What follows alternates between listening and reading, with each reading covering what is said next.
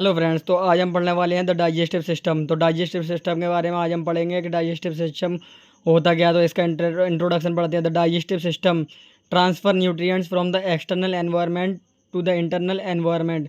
जो digestive system होता है वो न्यूट्रिएंट्स को ट्रांसफ़र करता है एक्सटर्नल एनवायरनमेंट से इंटरनल एनवायरनमेंट में। अब एक्सटर्नल एनवायरनमेंट में जो हम फूड माउथ में लेते हैं उसे कहते हैं एक्सटर्नल एनवायरनमेंट, और जो फूड का इंजेशन होता है और उसका डाइजेशन होता है तो उसे कहते हैं इंटरनल एनवायरनमेंट। अब डाइजेशन क्या होता है? Break down of food and absorption of food for metabolic process. रासायनिक क्रियाओं के लिए जो फूड का ब्रेक डाउन होता है और उसका एब्जॉर्प्शन होता है, जो उससे एटीपी यानी कि ऊर्जा मिलती है, उसे फूड का डाइजेशन कहते हैं। अब फूड का ब्रेक डाउन किन किन प्रोसेस के द्वारा होता है?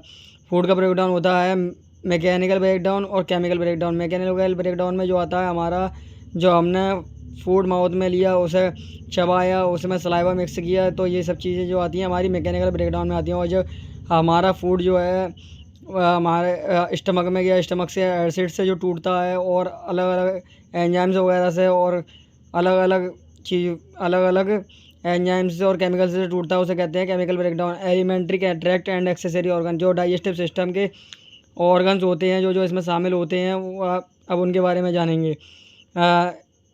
तो डाइजेस्टिव सिस्टम को एलिमेंट्री कैनाल भी कहा जाता है, एलिमेंट्री ट्रैक्ट भी कहा जाता है, और जीआईटी गैस्ट्रो इंटेस्टाइनल ट्रैक्ट भी कहा जाता है, और डाइजेस्टिव ट्रैक्ट भी कहा जाता है। हमारा डाइजेस्टिव सिस्टम माउथ से स्टार्ट होता है और एनस पर ख़त्म हो जाता है। इसमें ओरल कैविटी आती है, फेरिंग्स आता है, ईसोफेगस आता है, स्टमक आता है, स्मॉल इंटेस्टाइन आती है, लार्ज इंटेस्टाइन आती है, एसेसरी ऑर्गन जैसे सलाइवरी ग्लैंड जो कि 3 पेयर्स होती हैं, पेनक्रियाज आता है, लीवर आता है, गॉल ब्लैडर आता है, ये सारी चीज़ें आती हैं।